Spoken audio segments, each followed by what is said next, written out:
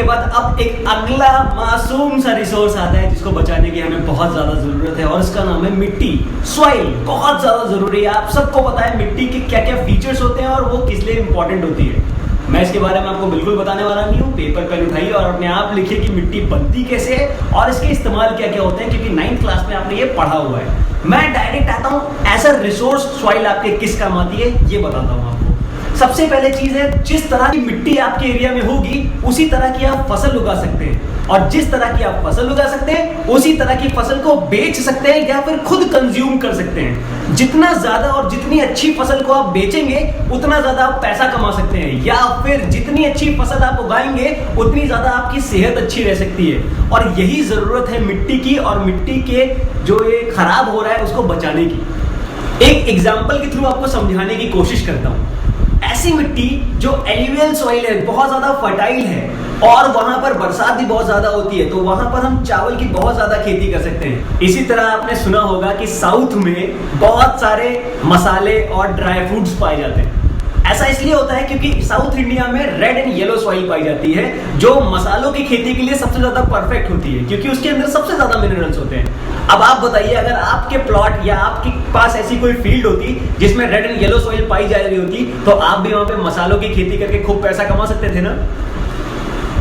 या फिर आप रहते पहाड़ों पर जहां पे पाई जाती है माउंटेन सॉइल, जो सीधे सीधे लावा डिपॉजिट से बनी होती है। आप क्या करते हैं, वहां पे बड़े बड़े सेब के पेड़ उगाते हैं, केसर के पेड़ उगाते हैं। आप जानते हैं केसर कितना महंगा बिकता है? लगभग 10 ग्राम 120 रुपए का बिकता है। एक पेड़ पे अगर आपने 1 किलो केसर भी उगाया तो सीधे सीधे 12,000 रुपए आप साल का कमा सकते हैं। अगर ये सब चीजें आपको पता हो तो क्या आप मिट्टी का नुकसान करना चाहेंगे? नहीं, बिल्कुल नहीं। आप मिट्टी को बचाने की बात करने वाले हैं। इससे पहले कि आप मिट्टी को बचाने की बात करें, चलिए मैं आपको बता देता हूं भारत में कौन कौन सी तरह की सॉइल्स पाई जाती है। सबसे ज्यादा इंपॉर्टेंट सॉइल का नाम है एलुवियल सॉइल, जो भारत के उन इलाकों में पाई जाती है जहां पर कोई ना कोई नदी एक प्लेन बनाती है, जिसका सबसे बड़ा एग्जांपल है the Gangetic planes of north India. ये वो मिट्टी है जो नदी द्वारा, जो पहाड़ से जब नदी बह के आती है, जो अपने साथ वो एल्यूमिनियम कंटेंट लेके आती है ना, ये उसको डिपॉजिट करने से बनती है और अक्सर नदी के किनारे ही पाई जाती है। भारत में ये नॉर्थ इंडिया मतलब पंजाब, हरियाणा, उत्तर प्रदेश, बंगाल, बिहार में पाई जाती है। इसके अलावा वो कुछ कुछ छोटे छोटे पैचेस में ईस्टर्न घाट्स के कुछ स्टेट्स जैसे कि उड़ीसा, महानदी के किनारे, आंध्र प्रदेश, गोदावरी, कृष्ण, तुंगभद्र, भीम और कुछ छोटी मोटी रिवर्स के किनारे, और साउथ में कावेरी नदी के पास ये मिट्टी पाई जाती है। ये मिट्टी खेती के पर्सपेक्टिव से बहुत ज्यादा अच्छी होती है। एलुवियल सॉइल को इतना फर्टाइल बनाते हैं उसके अंदर पाए जाने वाले न्यूट्रिएंट्स। एलुवियल सॉइल में वैसे तो नाइट्रोजन बिल्कुल भी नहीं पाया जाता है, इसीलिए जो उसके किसान हैं वो अक्सर उसमें यूरिया या फिर अमोनिया को मिला के खेती करते हैं, लेकिन इसको फर्टाइल बनाते हैं। इसके अंदर पाया जाने वाला बहुत ढेर सारा पोटैश, फॉस्फोरिक एसिड और लाइम बहुत ज्यादा फर्टाइल होने की वजह से यहाँ पर किसानों और लेबरों की संख्या भी बहुत ज्यादा होती है। इसीलिए दुनिया के सबसे ज्यादा डेंसली पॉपुलेटेड एरियाज में भारत के एलुवियल प्लेन्स शामिल हैं। भारत में जब एलुवियल प्लेन्स की स्टडी करी जाती है या फिर एलुवियल सॉइल की स्टडी करी जाती है तो इसको ब्रॉडली दो कैटेगरी, वो दो टाइप्स हैं, खादर और भांगर।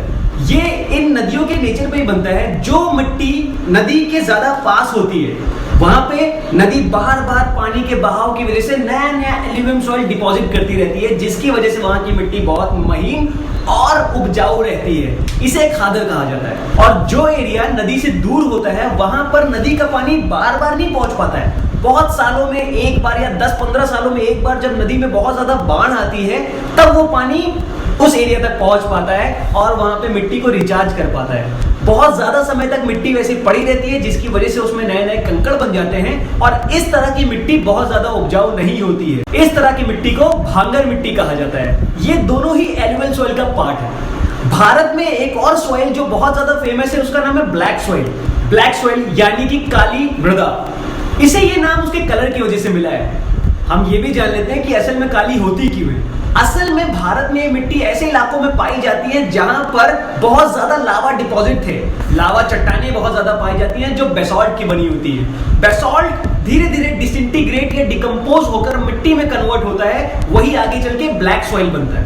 ब्लैक सॉइल कॉटन की खेती के लिए बहुत ज्यादा अच्छी होती है, इसीलिए इसको कॉटन सॉइल या फिर रेगुलर सॉइल भी बोलते हैं। अच्छा, एक और बात मैं इसके बारे में खास बताता हूँ, इस मिट्टी को भी कहा जाता है सेल्फ प्लगिंग। इसका मतलब ये जुताई वाली, खुद को जोत लेती है, इस तरह की मिट्टी है। असल में यहाँ पे कोई हल नहीं चलते हैं। होता क्या है कि इसका नेचर क्लेई होता है और सूखे के समय पर इस मिट्टी में क्रैक उत्पन्न हो जाते हैं और किसानों को खेत जोतने की बिल्कुल जरूरत नहीं पड़ती। वो इन्हीं क्रैक्स में दाने डाल के या फिर सीड डाल के खेती कर लेते हैं। बात की जाए भारत की, तो काली मिट्टी या फिर black soil mainly Gujarat, Maharashtra, Telangana और आंध्र प्रदेश के रीजन्स में पाई जाती है। इस मिट्टी में भी कुछ ऐसे न्यूट्रिएंट होते हैं जो इसको इस काबिल बनाते हैं कि इसमें कॉटन और शुगर केन की बहुत ज्यादा अच्छी खेती हो सके।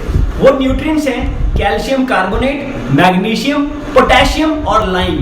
लेकिन इस मिट्टी में फॉस्फोरिक बिल्कुल भी नहीं पाया जाता है, जिसकी वजह से इस मिट्टी में खाद्य सामग्रियों का पैदा होना बहुत ज्यादा मुश्किल होता है। Coming up next in this category is laterite soil. आप सबको पता है भारत में कुछ ऐसे इलाके हैं जहां पे बहुत ज्यादा बारिश होती है। कौन कौन से वो इलाके हैं जिसमें सबसे ज्यादा बारिश होती है? करेक्ट, सबसे बड़ा है वेस्टर्न घाट्स और दूसरा मौसिनराम। भारत के इन दो इलाकों में जब बारिश होती है तो आपको क्या लगता है, मिट्टी भी तो इरोड होती होगी ना।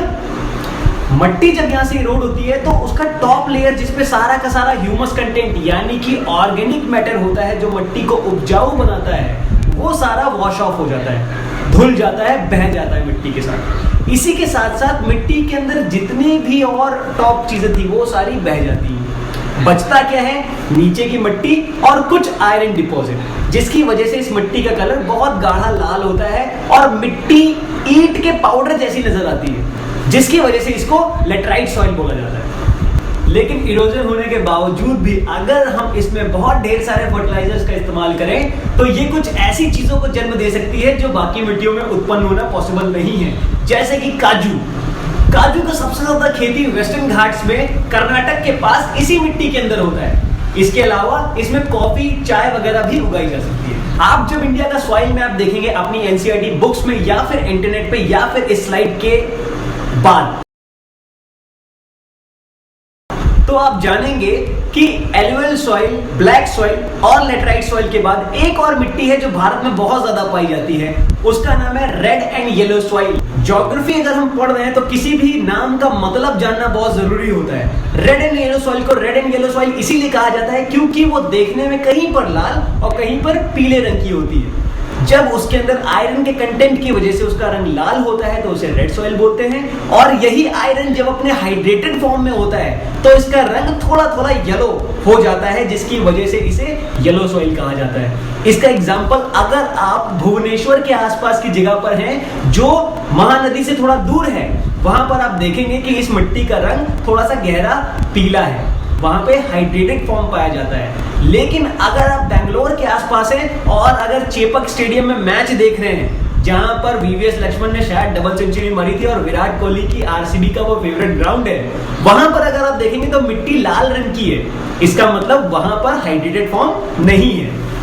ये मिट्टी ऐसी जगहों में पाई जाती है जहां पर बरसात थोड़ी सी कम होती है और नदियों की घाटियों के थोड़ा दूर पाई जाती है। इंडिया में अगर स्टेट वाइज बात किया जाए तो सबसे ज्यादा ये उड़ीसा और आंध्र प्रदेश में पाई जाती है, लेकिन इसके साथ ही साथ थोड़ी सी कर्नाटक में, तमिलनाडु में, तेलंगाना में और झारखंड में भी इसे पाया जा सकता है। इस तरह की मिट्टी जो हमारे सिलेबस में और भारत की सॉइल प्रोफाइल में बहुत इंपॉर्टेंट जगह रखती है, उसका नाम है एरिड या फिर डेजर्ट सॉइल। जैसा कि नाम में इसका भी मतलब छुपा हुआ है, ऐसी मिट्टी जो डेजर्ट में पाई जाती है और सैंडी नेचर की होती है उसे डेजर्ट सॉइल, सैंडी सॉइल या फिर एरिड सॉइल बोलते हैं। इस मिट्टी के अंदर वाटर कंटेनिंग कैपेसिटी इतनी कम होती है कि ये पूरी तरह से सैंडी नेचर की हो चुकी है, बालू बन चुकी है। इसीलिए इस मिट्टी में ज्यादा खेती नहीं करी जा सकती है। रही बात न्यूट्रिएंट्स की, तो न्यूट्रिएंट तो इसमें बहुत ज्यादा पाए जाते हैं, लेकिन ये हमारे ज्यादा काम की नहीं होती है क्योंकि जब पानी नहीं है तो खेती कहाँ से करेंगे मेरे भाई। तो इन अलग अलग तरीकों की मिट्टी के बारे में जानने के बाद क्या आपको चाहिए कि मैं रिवीजन करवा दूं? नहीं। एक बार जल्दी से मैं रिकैप करवा देता हूं कि अब तक मैंने आपको कितने तरह के सॉइल्स के बारे में बताया है। Number 1 alluvial soil, number 2 black soil, number 3 laterite soil, number 4 red and yellow soil और नंबर 5 एरिड सॉइल। मिट्टियों के बारे में इतनी अच्छी जानकारी के बाद मुझे लगता है आपको जरूर पता होगा कि आप जो आज खाना खाने वाले हैं कौन सी मिट्टी में उगा है। मैं ये कॉटन की शर्ट पहना हुआ हूँ, ये ब्लैक सॉइल में उगी है। आज जो मैंने चाय पी उसमें जो चीनी मिली वो भी ब्लैक सॉइल में ही उगी थी, क्योंकि वो शुगर केन से बनी थी। इसके अलावा अगर मैं अपने फेस पर एलोवेरा लगाता हूं तो एलोवेरा कौन सी सॉइल में उगेगा? एरिड सॉइल में उगेगा। Very good. अगर मैंने सेब खाया है या फिर आप जिस वीडियो को देख रहे हैं बैठे बैठे बगल में सेब काट के खा रहे हैं तो वो कौन सी सॉइल में होगा? माउंटेन सॉइल में होगा। और आज के डिनर में अगर आप बिरयानी बनाने वाले हैं तो बकरी तो होगी बायोटिक रिसोर्स, लेकिन जो चावल है वो चावल पक्का एलुवियल सॉइल में ही उगाया गया होगा। यही वो तरीका है जिसके थ्रू हम सॉइल्स के बारे में और अच्छे से जान सकते हैं। ये असाइनमेंट के तौर पे आप लीजिए कि अगले एक हफ्ते में जितना भी खाना खाएंगे ना, आप डिसाइड करिए कि आप बता पाएंगे कि वो किस सॉइल में उगा हुआ है, क्योंकि बोर्ड तो आपसे यही पूछने वाला है कि what are soils and what are the different types of soils found in India. ये बहुत इंपॉर्टेंट क्वेश्चन है जो आपके बोर्ड में आ सकता है।